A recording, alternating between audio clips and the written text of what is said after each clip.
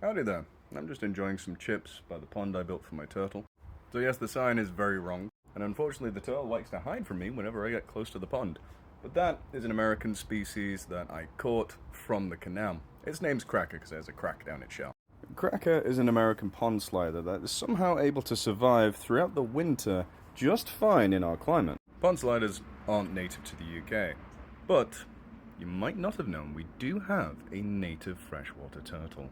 The European pond turtle, Emys orbicularis, is the UK's only native freshwater turtle.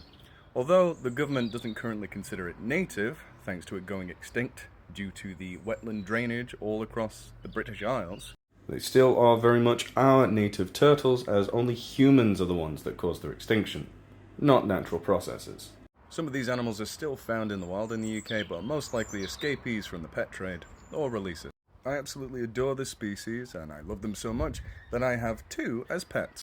For right now, they're living indoors in a warmer tank so that they can grow fast before being put into the pond later in life, within 3 years of hatching. I do this so that they avoid predation of any of the wildlife that might get in the garden. Herons would definitely go after a little turtle.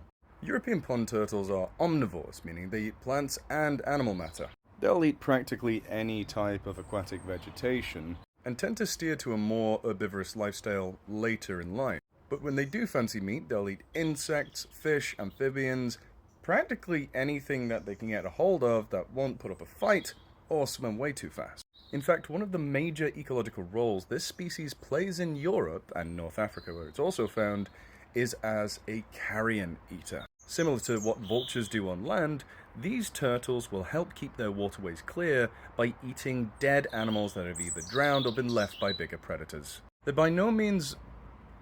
Hello, little Robin, I'm talking about turtles right now. They're by no means a voracious animal, but say something drowns, like a sheep unfortunately gets into the water and dies, these turtles, if you have enough in a healthy area, will help prevent that carcass from becoming a reservoir for disease. They also just look gorgeous. They are stunning, beautiful animals, and my personal favourite reptile here in the UK. Love to bask together, and it's actually quite cute. They don't like it when I get closer, though. Behold! Oh, there they go. Luckily, they are coming back. Organisations like Celtic Rewilding, who I've done videos with before, are working to bring back this amazing reptile into our waterways. Hopefully they and the beavers can find their way into a waterway near you.